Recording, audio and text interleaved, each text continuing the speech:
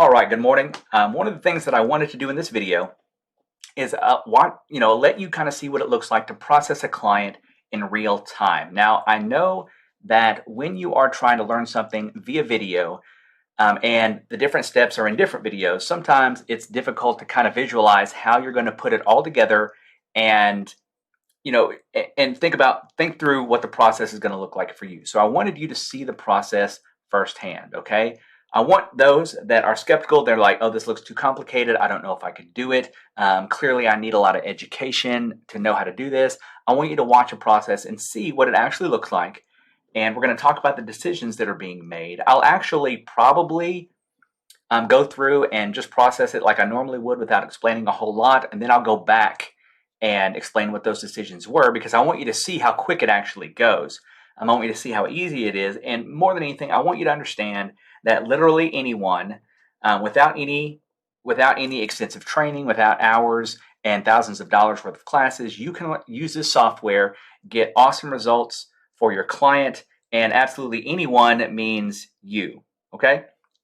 So let's get to it. I'm going to use one of my test client files. It's not a real client. It's just stuff that I've put in here.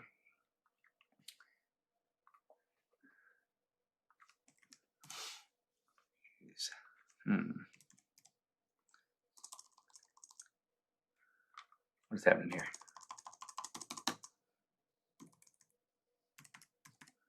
There we go. Recording it is slowing me down. Let's do a pals because I like it. I'm going to do everything except inquiries, right? So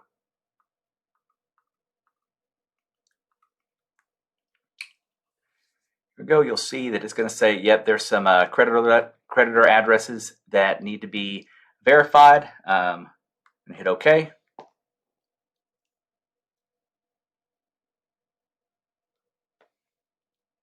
All right, so you can see, okay, there's plenty of stuff here. There's a bankruptcy here. There's some late payments, some charge-offs and collections, right? So let's roll. Gonna go down.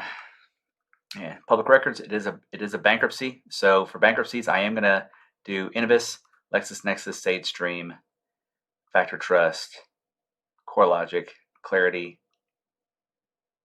and ARS. It does not have an address it look like, so this is for U.S. Bankruptcy Court. Let's go find it. U.S. Bankruptcy Court.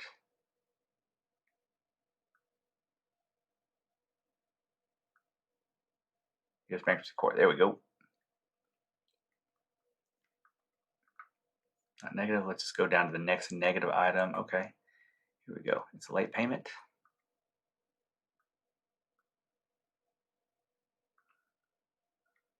Capital 1.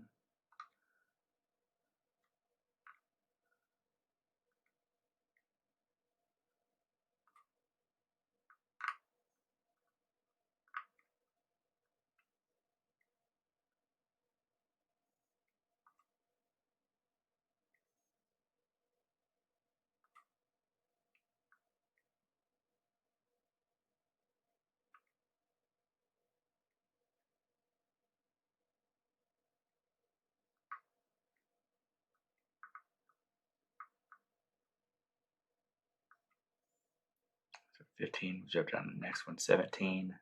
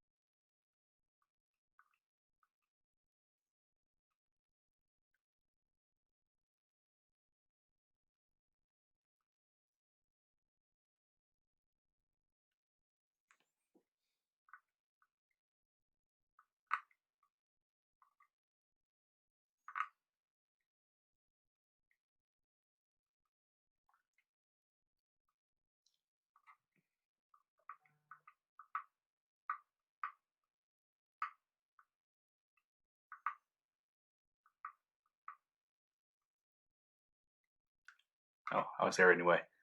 Sometimes I'll use this just to kind of like skip around, right? If there's big gaps here, because all I'm worried about is the negatives. It's a charge off. It's actually not a charge off, it's a collection.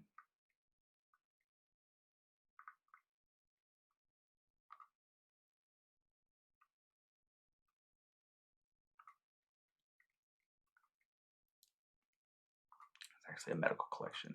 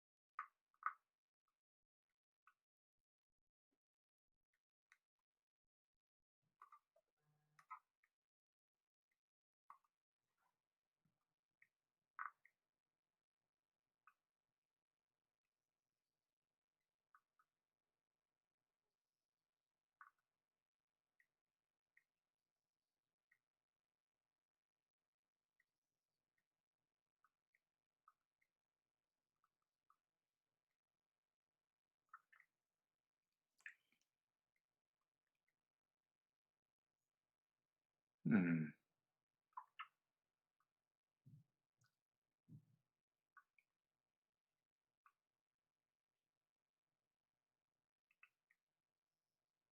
Oh, there it is. I missed it.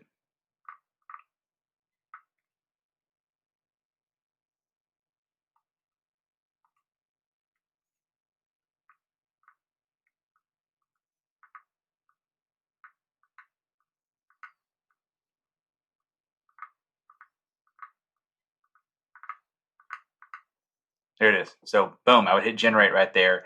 And it's, I mean, 2.5 minutes is what that took. Okay. So let's go back to a second. I want you to kind of see, because this is a bankruptcy, right? It's a public record. A lot of times the bankruptcy court, the address won't be in there, right? So you have to go in and find it.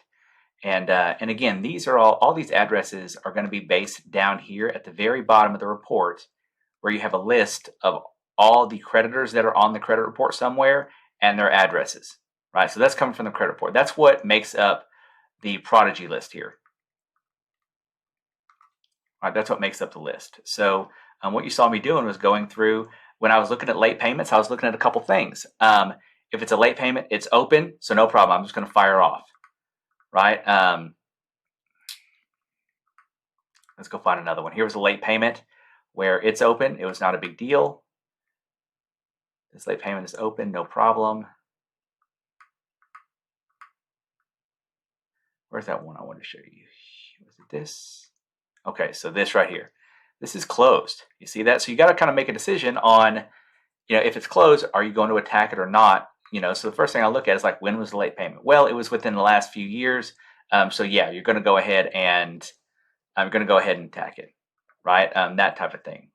Let's go down to these, right? Because these you saw, they came up. Remember, they came up as charge-offs, but those are actually collections. You see that this is not it's not the original creditor, right? So when you come down here and look at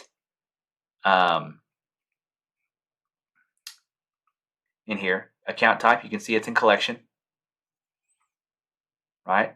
And you know that Quest Diagnostics obviously is a medical collection, so I changed it to medical, right? And I went in there and found the correct creditor, right? And literally that's the entire process.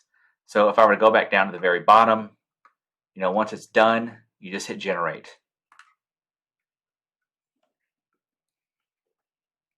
And that's it, right? So 2.5 minutes to do all that, right? And so you got to see it. You got to see me picking the attack type. You got to see me changing the account type from a charge off to a collection or to a medical collection.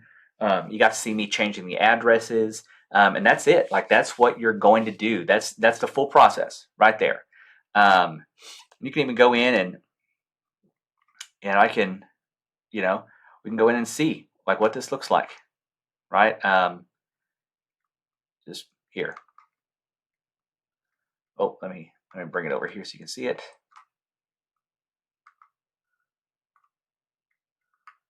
All right, there it is. Right, it's already going to know where to put everything. Right, it's going to do all that for you. Right, so that's the whole process right there. Right, no problem, easy as pie. All I had, the biggest decision that you saw me do was figure out whether a late payment was open or closed and how long ago it was, and and understand that if this has the word medical in it, that it's a medical collection and not necessarily a charge off, right? Obviously, if it also has an original creditor listed, then that's not a charge off; it's a collection. So that's the entire process, y'all, right? Then all I would do is take those letters, print them out, and mail them off, and then 30 to 35 days later, I'm going to come back. I'm going to check the report. Just so I can let my client know what has changed and what is updated, and then I'm going to fire off the next attack, right? Just like that, easy as pie. It took me 3 minutes. It'll probably take me 5 to 10 minutes to print out everything and throw it in envelopes, but that's it. That's the whole process.